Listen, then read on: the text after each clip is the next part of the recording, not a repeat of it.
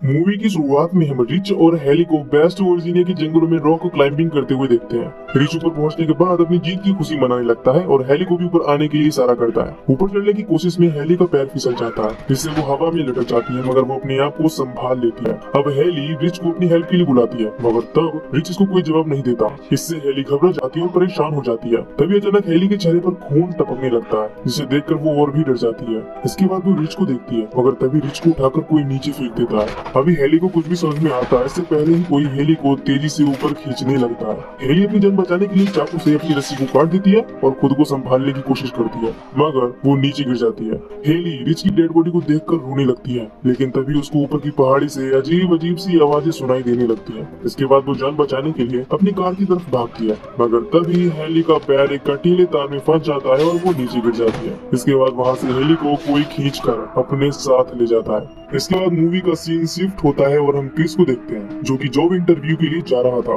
मगर रास्ते में वो ट्रैफिक में फंस जाता है। अब खुद को मीटिंग के लिए लेट होता हुआ पाकर क्रिस अपनी कार से उतरकर आगे वाले ट्रक के ड्राइवर से ट्रैफिक के बारे में पूछता है। ट्रक ड्राइवर उसे बताता है कि 5 मील दूर एक केमिकल का ट्रक पलट गया है, जिसको साफ होने में कई घंटे लग सकते हैं। अब क्रिस परेशान होकर अपनी कार में आ जाता है और खुद को ट्रैफिक से बचाने के लिए अपनी गाड़ी को पीछे की ओर घुमा लेता है। वो कंपनी में कॉल करके अपने लेट होने की खबर देता है, मगर पहाड़ी इलाका होने की वजह से नेटवर्क नहीं मिल पाता और कॉल कट जाती है। इसके बाद क्रिस कॉल करने के लिए फोन ढूंढता हुआ एक गैस स्टेशन पर पहुंचता है, जहां पर उसे ढेर सारी गाड़ियां दिखाई देती हैं। इस गैस स्टेशन के मालिक को देखने पर ऐसा लगता है मानो ये बीमार हो। खैर, क्रिस अपनी गाड़ी से उतरकर वहां के फोन से कंपनी में कॉल करने की कोशिश करता है, मगर फोन खराब होने की वजह से वो कंपनी को कांटेक्ट नहीं कर पाता। अब क्रिस गैस स्टेशन के मालिक के पास आकर शहर जाने के लिए दूसरी रूट के बारे में पूछता है, लेकिन स्टेशन मालिक क्रिस को रास्ते के बारे में कुछ भी नहीं बताता। तभी क्रिस की नजर वहाँ दीवार पर लगी एक मैप पर पड़ती है, जिसमें क्रिस को शहर पहुँचने के लिए एक कच्चा रास्ता दिखाई देता है। अब क्रिस उस कच्चे रास्ते के बारे में स्टेशन मालिक से पूछकर वहां से निकल जाता है।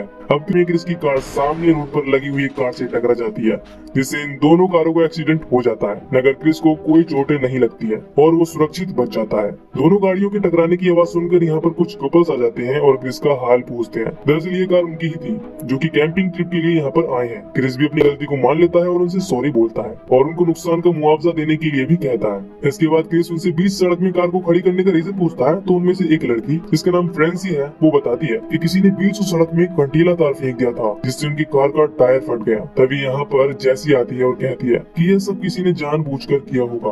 अब जैसी पिछले गैस स्टेशन पर जाकर हेल्प के लिए कॉल करने के बारे में सोच रही थी, मगर क्रिसी ने बताता है कि मैं वहीं से आ रहा हूँ और वहाँ का फोन खराब है। अब क्योंकि गाड़ियाँ खराब हो गई थी, इसीलिए ये लोग पैदल ही अकेले जाकर मदद लाने के बारे में सोचते हैं, अगर इवान और फ्रेंसी नहीं जाते हैं, और वो गाड़ियों की देखभाल करने के लिए यहीं पर रुक जाते हैं। अब रास्ते में इन लोगों को एक मरा हुआ नेवला मिलता है, लेकिन इनको सब कुछ नॉर्मल लग रहा था और ये लोग यहाँ से आगे बढ़ जाते हैं। यहाँ से कुछ दूर आगे जाने के बाद इन लोगों को कुछ जलते हुए टायर दिखते हैं। इनको लगता है कि यहाँ पर कोई आदमी होगा, मगर वहाँ पर कोई नहीं था। क्रिस को यहाँ पर कुछ अजीब लगता है और वो इनसे आगे बढ़ने के लिए बोलता है। अब दूसरी तरफ हम इवान और फ्रेंसी को देखते हैं। इवान को जब झाड़ियों में कुछ हलचल सी महसूस होती है, तो वो देखने के लिए जाता है। फ्रेंसी इवान को वहाँ पर न पाकर बहुत ज्यादा परेशान हो जाती है, जिसके बाद फ्रेंसी इवान को ढूंढने के लिए निकल जाती है। इवान को खोजने के दौरान फ्रेंसी को इवान के जूता मिलता है। इसके बाद फ्रेंसी और भी घबरा जाती है। तभी फ्रेंसी की नजर इवान के कटे हुए कान पर पड़ती है, जिसे देखकर वो बहुत सन्न रह जाती है और रोने लगती है। अभी वो इसके बारे में कुछ समझ पाती इससे पहले ही पीछे से एक आदमी आकर फ्रेंसी को जान से मार देता है।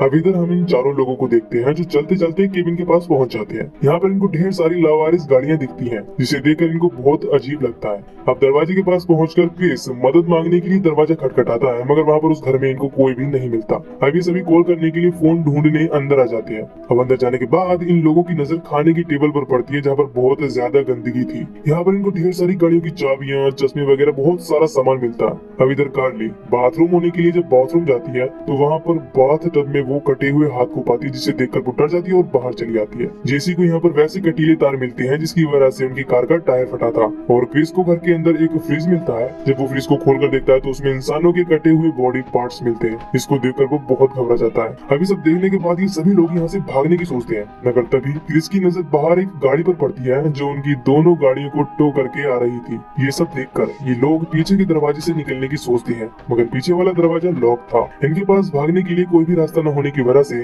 इनको घर में ही छुपना पड़ता है। अब इसके बाद हम उन कैनिबल्स यानी कि आदमखोरों को देखते हैं, जो फ्रेंसी की लाश को लाकर यहाँ डाल देते हैं। ये देखकर क्रिस और जेसी बुरी तरह से घबरा जाते हैं। अब इसके बाद हम 3 आदमखोरों को देखते हैं, जो फ्रेंसी की लाश को उठाकर ले जाती है और उसको काटने लगती है। अब इस डरावने नजारे को देखकर कार्ली चिल्लाने वाली ही थी, लेकिन स्कॉट अपने हाथ से उसके मुंह को बंद कर देता है। इसके बाद ये आदमखोर खाने के बाद गहरी नींद में सो जाते हैं। अब मौका पाकर ये लोग अपनी जान बचाने के लिए चुपके से निकलकर यहाँ से भागने की कोशिश करते हैं, मगर तभी एक आदमखोर इनको भागता हुआ देख लेता है। इसके बाद ये लोग डर जाते हैं और भागना शुरू कर देते हैं। अब वो आदमखोर इनको ढूंढने के लिए अपना ट्रक लेकर इनके पीछे लग जाते हैं और इनको ढूंढते हुए आ जाते हैं। अब ये चारों लोग उनकी ट्रक को चुराने का प्लान बनाते हैं, इसलिए क्रिस आदमखोरों को ध्यान अपनी ओर आकर्षित करने के लिए चिल्लाते हुए दूसरी तरफ भागता है, मगर तभी एक आदमखोर क्रिस के पैर में एक गोली मार देता है, जिससे क्रिस जख्मी होकर वहीं पर गिर जाता है। इसके बाद स्कॉट उनका ध्यान अपनी ओर आकर्षित करने के लिए जंगल की ओर भागना शुरू कर देता है, इससे आदमखोर उसके पीछे लग जाते हैं। अब जैसी और कार्ली क्रिस की हेल्प करती हैं और तीनों उन आदमखोरों के ट्रक को लेकर यहाँ से भागने लगते हैं।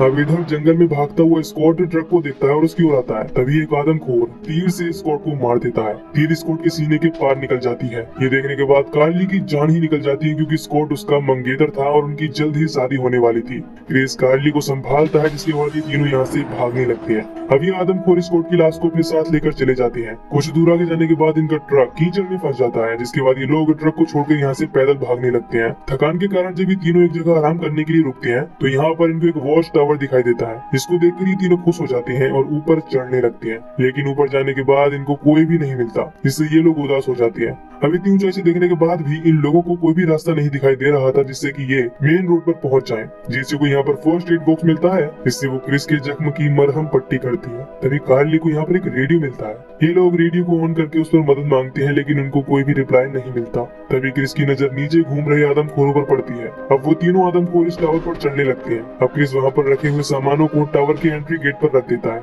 जिससे वो ऊपर नहीं आ पाते। अब कार्ली एक बार फिर से रेडियो पर हेल्प मांगने की कोशिश करती है, मगर तभी आदमखोर रेडियो की वायर को तोड़ देते हैं और टावर को भी आग लगा देते हैं। इसके बाद कार्ली अपनी जान बचाने के लिए वहाँ पर पड़े एक बॉक्स से टावर की खिड़की को तोड़ देती है। तभी क्रिस को वहाँ पर नीचे पेड़ की डाली दिखाई देती है। इसके बाद ये तीनों अपनी जान बचाने के लिए एक एक करके उस पेड़ की डाली पर कूद जाती है, लेकिन आदमखोर इन्हें देख लेते हैं और मारने के लिए ऊपर चढ़ने लगते हैं। इसके बाद ये लोग अपनी जान बचाने के लिए दूसरे पेड़ पर भागने लगते हैं, लेकिन तभी एक आदमखोर कार्ली के पीछे से आकर उसके चेहरे पर कुल्हाड़ी से वार कर देता है और कार्ली के सिर को उसके धड़ से अलग कर देता है। ये खतरनाक मंजर देखकर जेसी चिल्लाने वाली थी, मगर क्रिस उसका मुंह बंद कर देता है। अब क्रिस एक टहनी को पकड़कर खड़ा हो जाता है। प्लान के मुताबिक जेसी उस आदमखोर का ध्यान अपनी ओर खींचती है। इसके बाद वो जेसी के पीछे पड़ जाता है और जैसे ही वो जेसी को मारने वाला होता है, क्रिस उस टहनी को छोड़ देता है और आदमखोर नीचे गिर जाता है।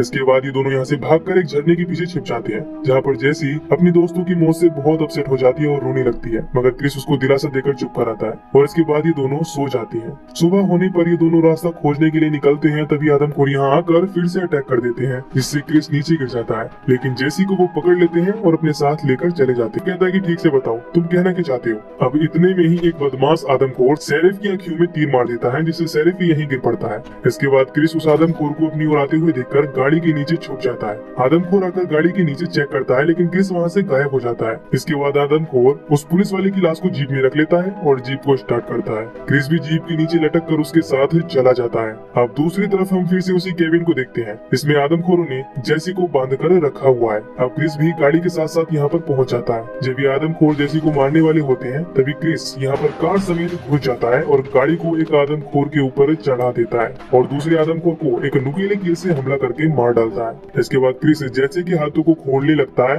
लेकिन तभी पीछे से वो आदमखोर आकर क्रिस पर अटैक कर देता है और उसे मारने की कोशिश करता है, लेकिन तभी जेसी एक तीर उठाकर उसके सिर में मार देती है, जिससे ये आदमखोर मर जाता है। जब ये दोनों यहाँ से भागने वाले होते हैं, तभी तीसरा आदमखोर यानी कि थ्री फिंगर, जिसे इन लोगों ने पिछली रात को पेड़ से गिरा दिया था, वो आ जाता है। जिसके बाद क्रिस और जेसी दोनों मिलकर इसको भी मार डालते हैं। अब ये दोनों एक बंदूक के साथ बाहर आते हैं और क्रिस गाड़ी के फ्यूल टैंक को निशाना बनाकर उसको ब्लास्ट कर देता है, जिससे इन आदमखोरों के केबिन के परखच्चे उड़ जाते हैं और ये तीनों आदमखोर मारे जाते हैं। इसके बाद ये दोनों एक ट्रक को लेकर गैस स्टेशन पर जाते हैं। गैस स्टेशन का मालिक ट्रक को देखकर डर जाता है और वो दरवाजा बंद कर देता है, क्योंकि उसे लग रहा था कहीं ये वही आदमखोर तो नहीं। लेकिन ट्रक से क्रिस उतरता है और वहाँ पर लगे हुए मैप को लेता है। जिसके बाद ये दोनों रॉन्ग टर्न से बचकर राइट टर्न पर निकल जाते हैं और इस तरह ये दोनों बच जाते हैं और यहीं पर ये मूवी खत्म हो जाती है। मगर इसके बाद हमें पोस्ट क्रेडिट सीन में दिखाया जाता है कि पुलिस वाला उसी जगह पर पहुंचता है जहाँ पर क्रिस ने उन तीनों आदमखोरों को मारा था। ये पुलिस वाला इस जगह को देखने लगता है, तभी एक आदमखोर पीछे से आकर यानी कि थ्री फिंगर उस पुलिस वाले को कुल्हाड़ी से जान से मार देता है और हमें यहाँ पर पता चलता है कि एक आदमखोर यानी थ्री फिंगर जिंदा बच गया है और यहीं पर ये मूवी खत्म हो जाती है।